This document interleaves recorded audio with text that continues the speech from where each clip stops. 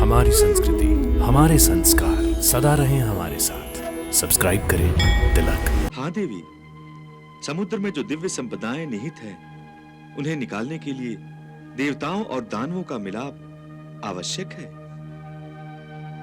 ये मिलाप तब तक संभव नहीं जब तक देवता और दानव लोभ और आपसी ईर्ष्या का त्याग न करें। त्याग का ये पाठ उन्हें कौन पढ़ाएगा देवी?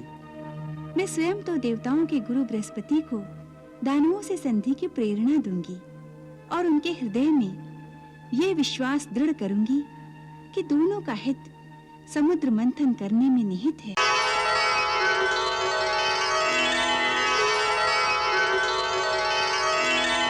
हे आदिशक्ति भगवती, आपने मुझे दर्शन देकर अनुग्रहित किया है। आज्ञा कीजिए, क्या सेवा करूं?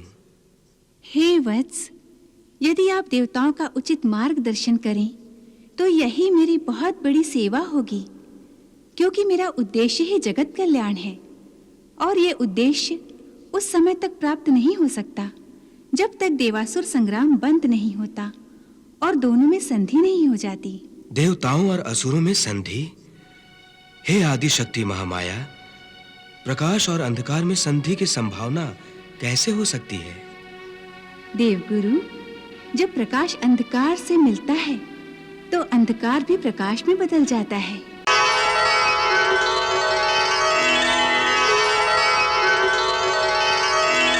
हे माता, आप तो जानती हैं, असुर शक्तिशाली हैं, उनमें शारीरिक बल अधिक है, इसलिए वो देवताओं को युद्ध में परास्त करने की क्षमता रखते हैं। इसलिए शांति के प्रस्ताव को वो ठुकरा देंगे। देवगुरु, आप तो ज्ञानी हैं, इसलिए आपका ये मानकर कि असुर नहीं मानेंगे, प्रयास ही ना करना क्या उचित है? जैसी आपकी आज्ञा देवी। हे आदिशक्ति महालक्ष्मी माता, मैं तत्काल इस संबंध में देवताओं से बात करूंगा।